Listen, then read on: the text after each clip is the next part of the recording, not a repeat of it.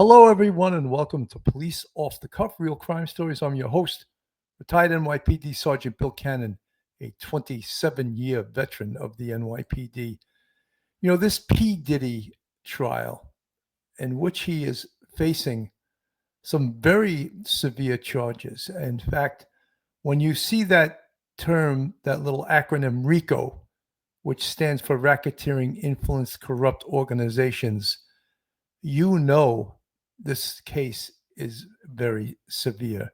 In fact, P. Diddy can wind up going to prison for the rest of his life. And you know how serious this case is by the fact that since he was arrested, he was not offered any bail whatsoever. His attorneys tried so hard to get him released on bond, and the federal government refused to allow that. And that was for many reasons. Some of the reasons were that some of the witnesses in this case feared for their lives if P. Diddy was out of jail instead of being in jail awaiting his trial.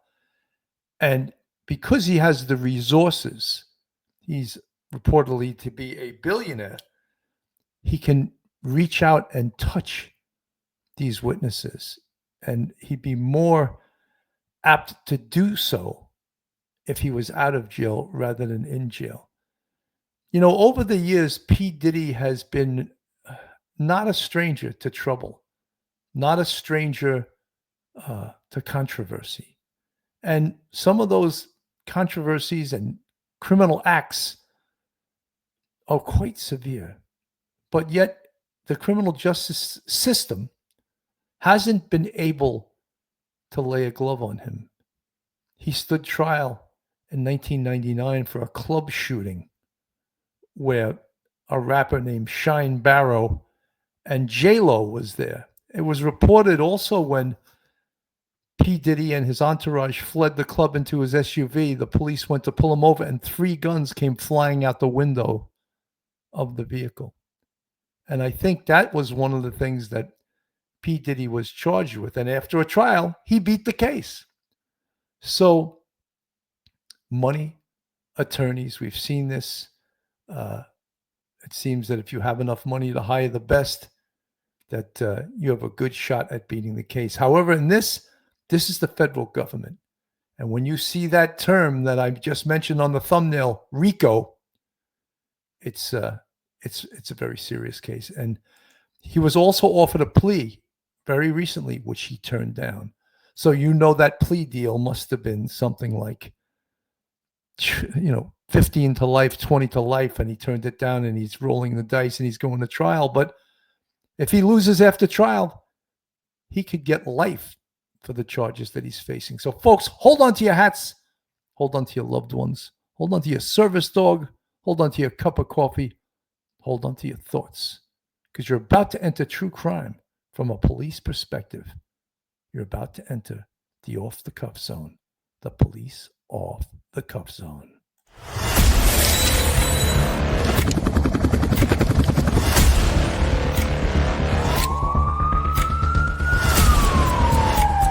There has to be some common sense. They were the ones who called 911 to get him help, and now they're calling for change.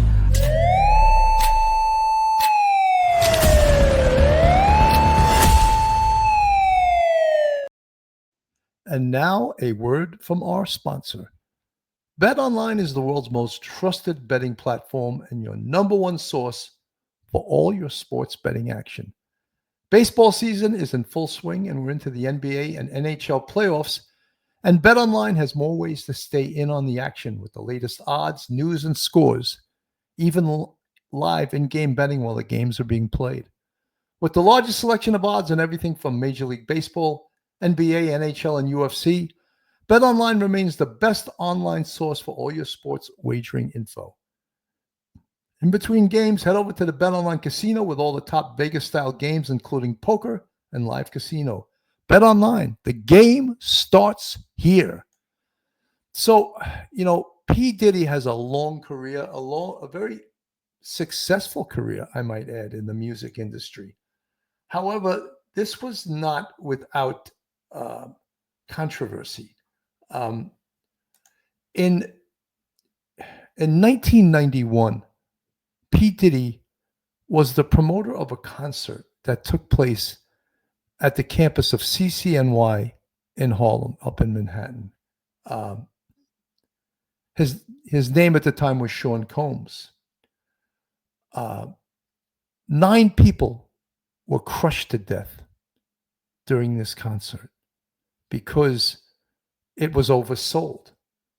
For more than 6 years, families pursued wrongful death suits against Sean Combs, saying he had oversold the game and that bad planning. Excuse me, it was a charity basketball game, not a rap concert.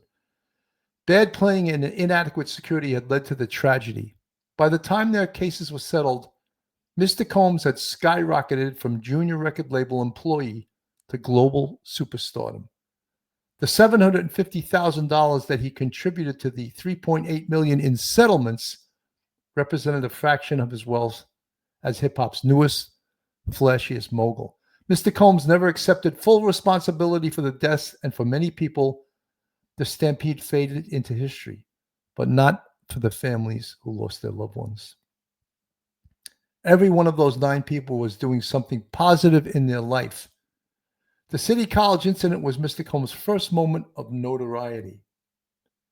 But far from his last, in the ensuing 3 decades, he has repeatedly faced allegations of violence or serious misconduct. The beating of a rival music executive, gunshots fired in a nightclub, the threatening of a reality TV cast member, and assault of a college football coach. Some of the cases ended with criminal charges being modified or dismissed. One trial concluded in an acquittal. Some incidents resulted in sealed settlements. But now things are different as Mr. Combs, who's 55 years old, faces the most serious challenge to what has been largely a charmed life. In May, he will stand trial in New York on federal charges of sex trafficking, racketeering, conspiracy, and transportation to engage in prostitution. Prosecutors accuse him of running a criminal enterprise that coerced women, including his longtime former girlfriend, the singer Cassie, into participating in marathon sexcapades he called freak-offs, which involved male prostitutes and copious drug use. If found guilty of all charges, Mr. Combs, who has spent the last 7 months in a Brooklyn jail, could spend the rest of his life in prison. In addition to criminal charges, Mr. Combs faces more than 50 civil suits accusing him of sexual abuse.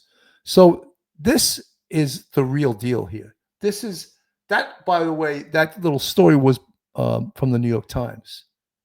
And I remember I was working the night of the CCNY tragedy, and people went down this long chute leading into the gym. And because it was oversold, people started pushing, and the doors to the gym were locked.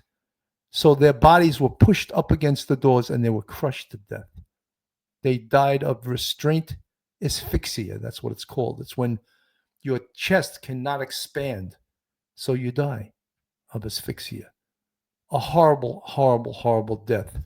And one of the things not known to many is that Sean Combs was witnessed running out the back door with the cash box. That's consistent with who he is, you know. So in December 1999, Combs, Lopez, his bodyguard Anthony Wolf Jones, and the 20-year-old rapper Jamal Shine Barrow, a Combs protege, were involved in a disagreement at Club New York in Manhattan that ended with gunfire and left 3 people injured. Combs, Lopez, and Jones left the club and led police on a chase through New York City. It ended with police finding it was more than a stolen gun. I believe there were 3 guns that came flying out of the car when the police went to pull them over. Natania Rubin, one of the 3 people shot during the altercation, maintains Combs was the one who shot her that night and has renewed her accusation in recent days.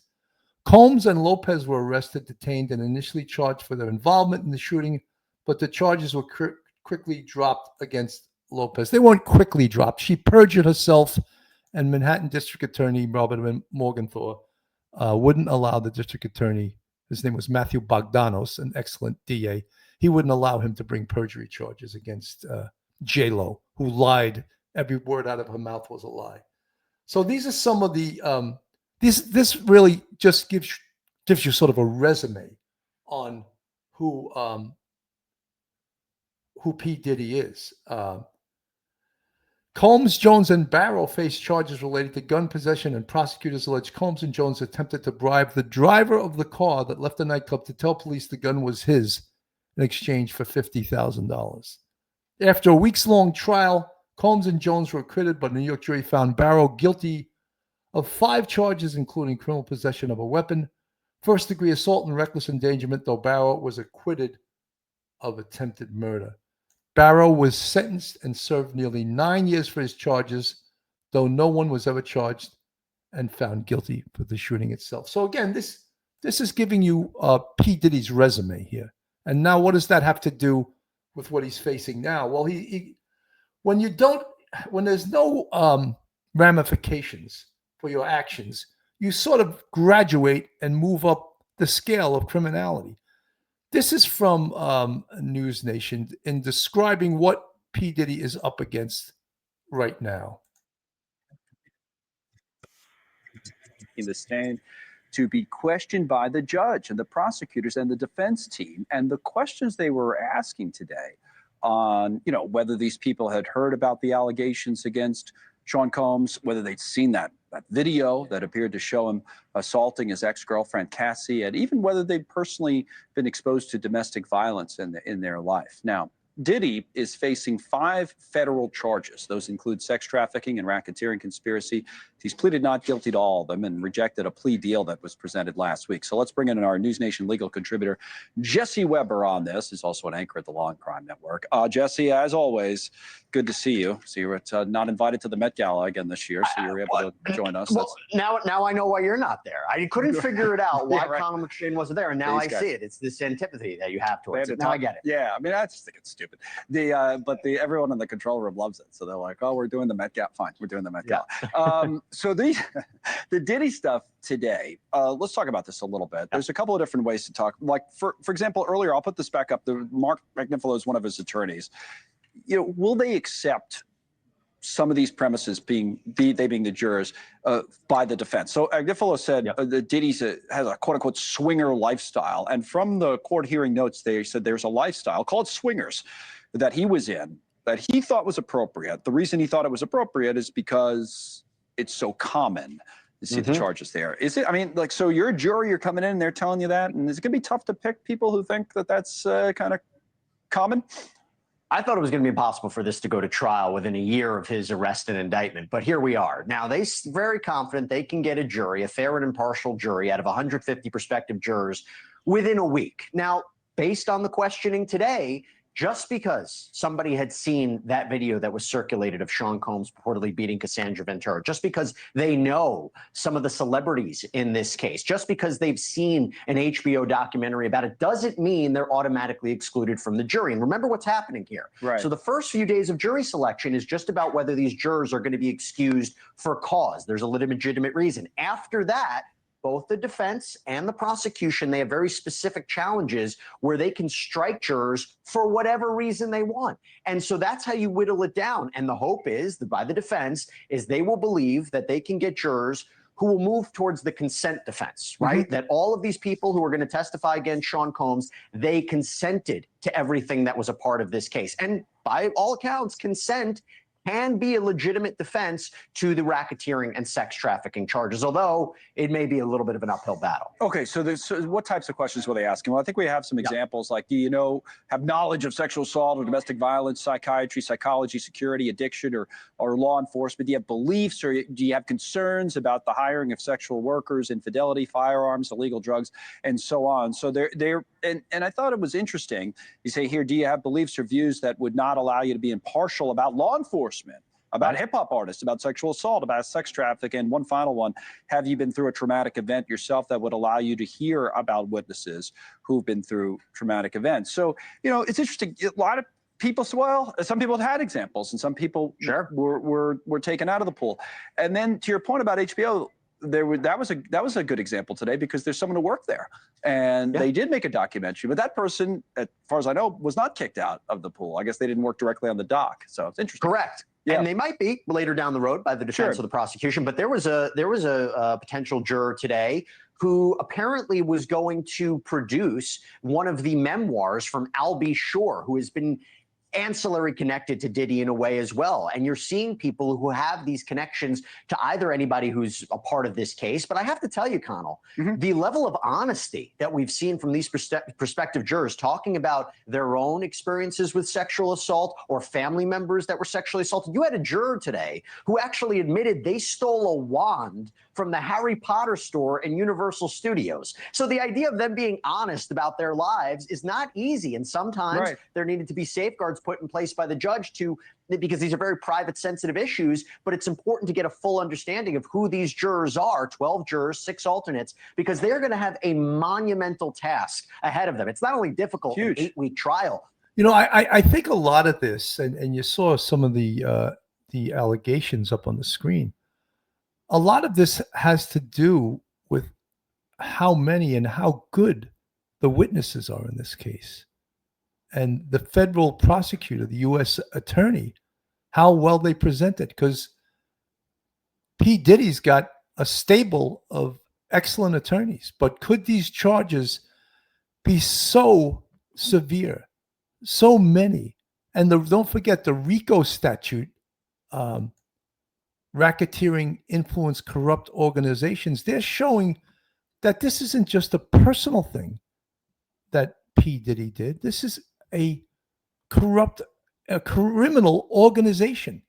And when the feds use the RICO statute, it is very difficult for defense attorneys to argue. It's a law that many people think is unfair toward the people that are charged. It's been used mostly against the mafia, against organized crime. So in a way that they're using the RICO statute, against P. Diddy, they're sort of saying he's a corrupt organization. He's organized crime. So besides all of the witnesses they have against him, and don't take it lightly that he's been in jail for 7 months. So this case is strong enough that a judge said, no, he's not getting bond. He's not getting bail. He's a danger if we let him out. So that's something not to sneeze at. That's something very important. And the other thing was he was offered a plea. But the plea must have been so severe that he said, I'm not taking that plea. But you always risk a more severe sentence after trial if you're found guilty. So he's rolling the dice. Diddy is rolling the dice here. But this is a complicated case. Not easy sitting on this jury. Racketeering. Thank you for watching. Subscribe below. So, right, they're talking about the RICO part of this, the racketeering, influence, corruption. That, again, as I said, it's used against the mafia. It's used against organized crime. Very, very difficult for anyone to beat a RICO case. Just absolutely super, super tough. And, you know, one of the other things is that the people and the names that are coming up in this case, you know, the A-list of Hollywood is being brought up in this case. And I'm sure a lot of people that don't want their names and their reputation dragged into this. But guess what? It's going to be. Here's Banfield. Diddy Gen. But then it was Puff Gen, actually. He launched the Vote or Die in 2004, became a really big deal there for a lot of people. He also threw those star-studded white parties in the Hamptons where everybody who was anybody went. Maybe you saw these pictures. Maybe you were there. Maybe you drank that Ciroc vodka that he was shilling forever, right? Maybe you wore a pair of his jeans. Sean John was a heck of a label. And maybe Bad Boy Entertainment opened your eyes and ears to a world that you never knew existed. Now, of course, Sean Combs' legacy, just like his liberty, his fortune, and his future, that all hangs in the balance of a sex crimes trial underway right now in New York federal court. But those connections and Diddy's impact not only are not fading away, they are under the spotlight like never before, in the last place you might expect. Jury selection. Like, it's never exciting, jury selection. Oh, it's boring. You wait till the panel's picked and then the good stuff starts. No, not in this case. Jury selection's been amazing. The candidates are being asked about their own connections to or impressions of an array of celebrities, and with no explanation why, at least not yet. The parlor games have begun, my friends. Everybody is trying to connect the dots between the shiny, famous names and the beleaguered rap star Diddy and the charges. Just today, the name Robert Downey Jr. came up in court when a prospective juror said that he knew a Robert Downey in high school. It was kind of funny. But Robert Downey, the actor, and Diddy apparently do know each other and have been seen together in public. But Robert Downey Jr. reportedly never attended Diddy's parties. So if he does figure into this trial somehow, it's going to be a lot of news to a lot of us. Mike Myers, another favorite Canadian, favorite actor, favorite comedian. He is on the jury question list as well. And that too is a tongue-wagging mystery. Unless it's about the quick jab at Diddy that he took in the Austin Powers movie, I don't know. Doesn't seem likely. Rolling Stone magazine reports that actor Michael B. Jordan made the list because Diddy once threatened him for dating Diddy's ex-girlfriend, Cassie Ventura. Same goes for the rapper Kid Cudi. USA Today says that Cassie's lawsuit claimed that Diddy threatened to blow up Kid Cudi's car. Music producer Dallas Austin may have made the list for his ties to the late Kim Porter, who was mom to 4 of Diddy's kiddies. And singer Dawn Richard from the girl group Danity Kane, she is likely on the famous people list because she's one of Diddy's many accusers. Not in his criminal case, but she sued him civilly last year, claiming that she saw him abuse Cassie, his girlfriend, and that she herself was sexually assaulted, deprived of food, and cheated out of money that she was owed. Guess what? You're going to hear from her attorney in just a hot minute. But first, I want to bring in News Nation correspondent Caitlin Becker, who's outside the federal courthouse in Lower Manhattan. Caitlin's been covering this case. You know, I would think that most of these, if not all of these, A-list stars want nothing to do with testifying or having their name associated with P. Diddy at this point. This is a big deal. This is a very serious matter. And who knows how far the tentacles of the federal government spread in a case like this. Could you be a witness and all of a sudden wind up being charged? You got to be concerned with that. Usually if someone is going to be a witness and they're questioned, their attorney will speak to the U.S. attorney and say, what is my client's exposure in this case? And usually the U.S. attorney or the prosecutor will let the defense attorney know. And, you know, if the person who's a witness has nothing to worry about, the U.S. attorney will indicate so. However, one of the things that you have to say is that, yes, I will tell the truth. I will tell the truth, because I would imagine many of the witnesses being called here are scared, fear for their lives. Does P. Diddy somehow sound like the Italian mafia? Like he's going to blow up your car? He'll kill you if you do this? Yeah, it does. And he has a track record. He has incidents that go along with this track record. Gavel to gavel. Okay. First of all, let's just start with the drip of all the names, because the internet is really on fire. What happened today? You know, Ashley, a lot of the same things. You get asked these same exact questions about these celebrities with no real context as to why. And you really hit the nail on the head a minute ago when you said jury selection's kind of boring, but not in the Diddy case. Most prospective jurors who come into jury selection have never heard of the defendant, let alone have an opinion of them. But what we heard today was prospective jurors who were excluded because they flat out said they don't like Diddy going into it. They don't have a favorable opinion. One guy said he believed Diddy has enough money to buy his way out of jail. So those jurors immediately excluded. There was also some laughs in the courtroom today from the attorneys and the judge when one prospective juror said that he couldn't guarantee that he wouldn't be able to smoke marijuana for all 8 to 10 weeks of the trial. So that person was excluded.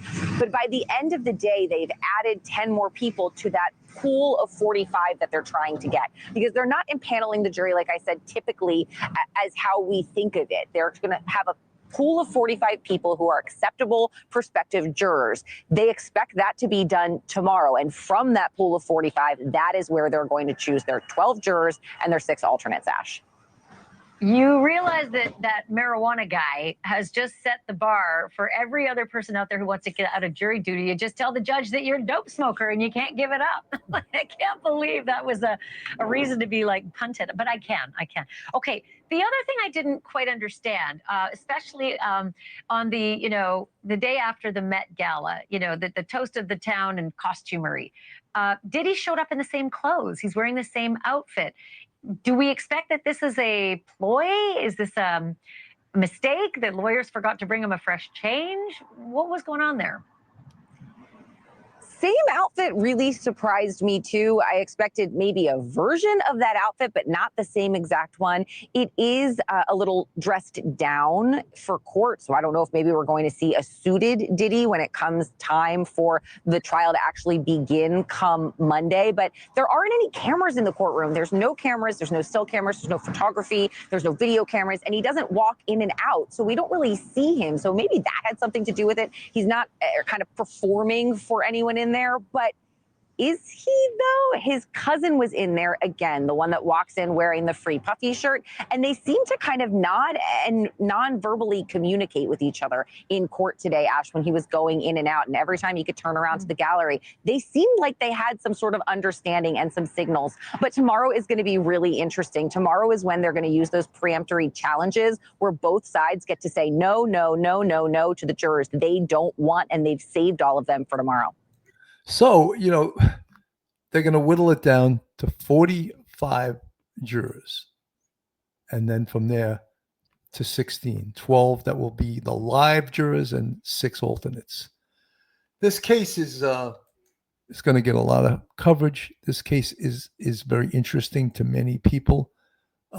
Many people want to see someone that's rich and powerful like Diddy be held to the same standard as others that face the criminal justice system. So we shall see. So folks, thank you so much for tuning in. We'll keep covering this case as it moves along. So have a great day, everyone, and God bless. One episode